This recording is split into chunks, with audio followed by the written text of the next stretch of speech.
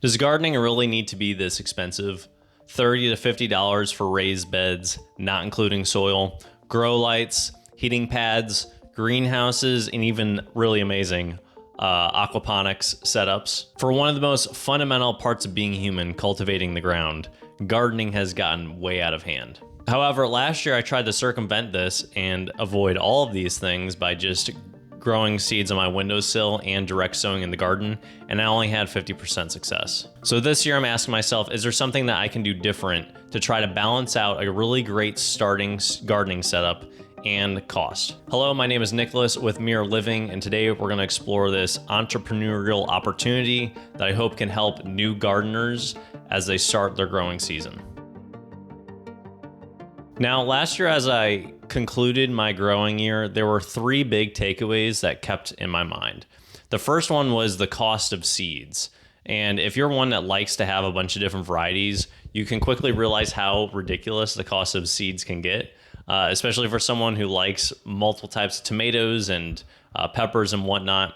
You're paying $3 or $4 or so for each of these seed packets. And so if you buy 5 varieties of each, you're already sitting at almost $50, and the cost becomes really high after that. And so that was the first thing I realized, is how expensive seeds are, especially if you like to have varieties. The second thing is, if you do have a lot of seeds and you only use some of them, there's a huge amount of seeds that are wasted. And so for some of these tomato varieties, for example, I would sow 5 to 10 of these seeds maybe and have 15 to 20 seeds left over, and it felt like a huge waste. And so that was something that bothered me as well, was I spent all this money and then was only really using 30% of it on the field.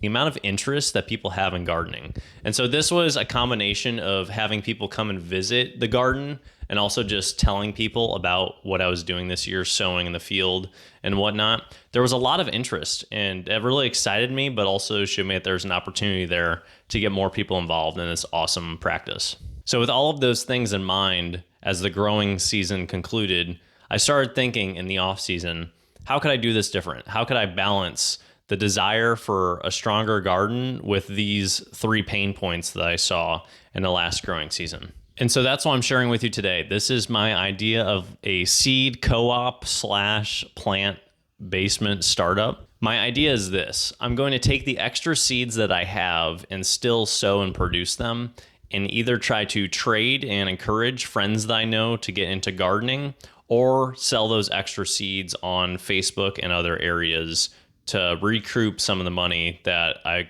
put into the cost of getting these seeds and gardening this year. This excites me a lot because not only does it benefit other people that I think would enjoy gardening and really encourage them to get into it, but it also helps solve some of this issue of how expensive gardening is and the whole array of issues that come with that. So I'm going to explain step by step this gardening entrepreneurial enterprise that I'm embarking on this year. Step 1 is to order your seeds. So the seeds I'm going to order, I'm going to have in 2 categories. The first category is going to be the seeds that I think that I can buy and then sell as well. They'll be popular. And then the other ones are just plants that I want to have, but I'm not expecting to get any return on. So for example, I have this Moon and Stars watermelon from High Mowing Seeds here. Looks awesome, very excited. I'm going to be growing some extra starts from this as well to give out. And then a plant that I'm personally excited for but not going to give out is this spinach strawberry that's said to be cultivated from monasteries in Europe. It's kind of been rediscovered, it sounds like. So with my costs so far, I've spent $56 on seeds that I expect to get a return from, and I've spent $91 on all other seeds and products. This includes like potatoes and strawberries, so that's why it is kind of higher. I'm still interested. I might get some grapevines, and then I meant to get some more leafy greens, so I might order a few more. That cost might go up by a little bit. The second step is to order the other needed supplies so I can get a good return on these seeds. Now, I did a lot of research in this area, comparing and contrasting costs and what would be most effective. I do not have a greenhouse. I do have a decent room that I can use for sunlight and growing seeds, but I didn't like last year how little control I had over that. So this year I decided to get some grow lights and some heating mats. I bought 4 4-foot shop lights for $50, and I bought 4 heating pads for $34 total. My hope with this is that I'll be able to get a good controlled environment and be able to produce a lot of seeds on repeat. Now, the next part was the hardest part, and it was deciding what kind of tray method to go with. I was not a fan at the cost of trays. I didn't realize plastic trays would be so expensive, and they are plastic trays, so I didn't like that aspect as well. So after doing a lot of research, I discovered soil blocks. I didn't know that these existed, but did a lot of research on them, and not only did they seem like a good alternative to trays, but they're more sustainable since there's no plastic involved. And then also they seemed aesthetically more pleasing and more marketable because they're kind of unique. And then lastly, they give a really good benefit to the root system as well. So I liked a lot of the benefits that came with the soil blocks. But once I discovered you have to spend $70+ on a couple block makers, I was quickly disinterested. That was until I discovered soil ball making, which is the exact same thing as soil block making, but making it with your hands and making balls instead. So this is the method I'm going to try this year, is soil ball making. Seemed like a great in-between. I wouldn't need to use any plastics, and they seemed very marketable. So with that, I spent a little bit more money on soil. I spent $63 on 2 very high quality bags of Vermont soil that works well with soil blocking. And again, I spent $0 on soil blocks. I'll link them below if you would like to purchase them though. It looks like a really good method, just not in my budget for this enterprise. And then the last thing I needed was trays.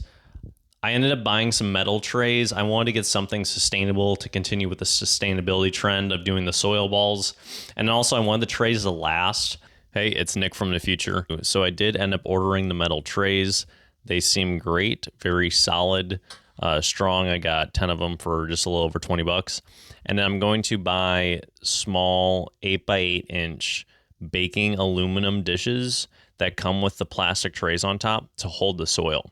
So I think this is going to work well because I can drill holes in the baking dishes, and then it comes with a plastic top in case I need more humidity or heat to germinate the seedlings. And then those only cost, I think it was $15 as well. I just ordered those today.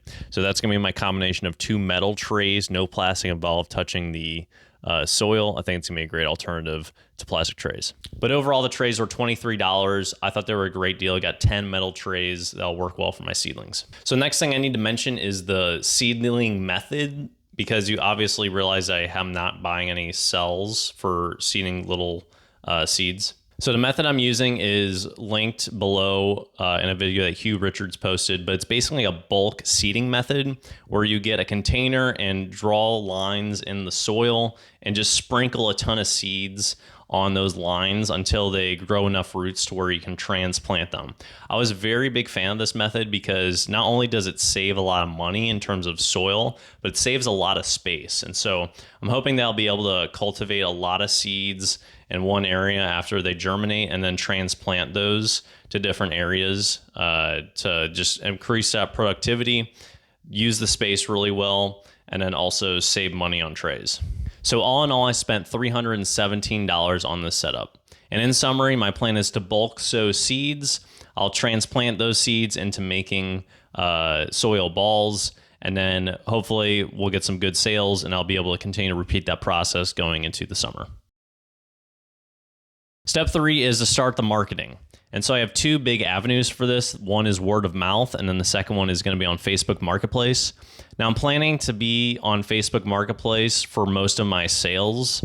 I've seen people post there in the past, and most of the production on their marketing is very poor. The pictures aren't very good. The description is pretty bland. And oftentimes people take a picture of 5 plants and just say, hey, DM me if you want plants. I'm planning on making some very good pictures and posts on individual plants and really being outgoing with the marketing on these. In addition, I plan on joining some Facebook gardening groups. I'm not a part of any right now, but I plan on joining and then sharing the opportunity that I'm going to be having in there too. And then, like I said, the second is word of mouth. I've already started this, so I made a spreadsheet. I called it a seed co-op because it sounded like a fun name. But basically, I'm listing all of the first group of seeds that I bought, the $56 that I'm going to be trying to sell out. I listed all of those seeds in this Excel sheet, and I sent it out to my friends and said, hey, I'm starting gardening this year. I'm going to be trying to go a little more bigger on production side. Are you interested in trading, buying, or even if you don't have any money, like receiving some of these seeds? And so far, I've had great reception. I've got 2 trades on the table right now, which I'm excited for. And so not only is this like a fun way to get into it, it's a great way for my friends to get involved, grow that relationship, and then have some fun trading too. That's one of my favorite parts about the gardening community, is that they're very open to trading, and I think it's a really great method on getting some benefit but not having to have financial gain. So for the sake of this, I will be including trades. I'm going to be guessing a dollar amount as well, but I am going to be open to those opportunities. So for the sake of this enterprise, I'm going to be open to trading since it's so common, and I think it's going to involve more people in the process as well. And really my heart behind this is getting the seeds out more than just making the money back. So I will be trying to estimate a dollar amount on those, but I will be linking the trades too. So that's the 3rd step. The 4th step is then going to be to grow and sell. And so once the production starts, I'm going to be starting my peppers this week actually. Once that production gets going and the sales start to come in, that'll be the 4th step. And I think there's going to be a lot of adaptation here. I'm sure with the pricing, there's going to be some lessons to be learned as well.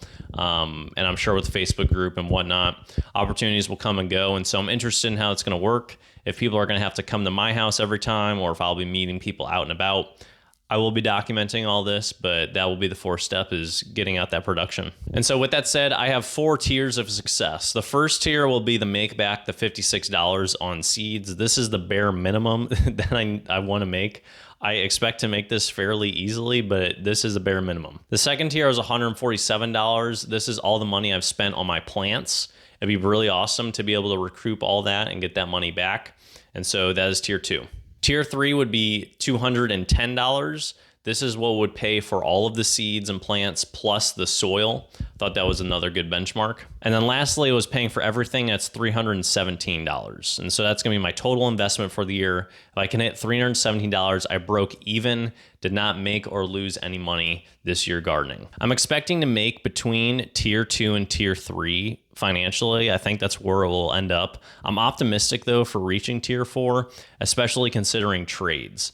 I am interested in what the cost is going to be compared to other people who are trying to sell in the area. Since I'm doing a very sustainable method that does not involve any plastics, that gives you really high quality root balls that look, pretty expensive because they're going to be unique compared to other sellers, and using organic seeds and organic soil, I think I can charge a higher price and people will be more willing to pay that. I'm interested to see if that's true, or if I'm going to have to lower my price to compete well with other sellers. I hope this idea was helpful for you. If it was, please leave a like and a comment and subscribe. I would love to hear from you. If you're interested in hearing more entrepreneurial opportunities or interested in balanced and authentic living, subscribe to this YouTube channel and my newsletter. Hit my website, mireliving.com. And of course, if you want that Excel sheet or are interested in any of the products I've listed, all down in the description below. Thank you for watching and happy gardening this year. Take care.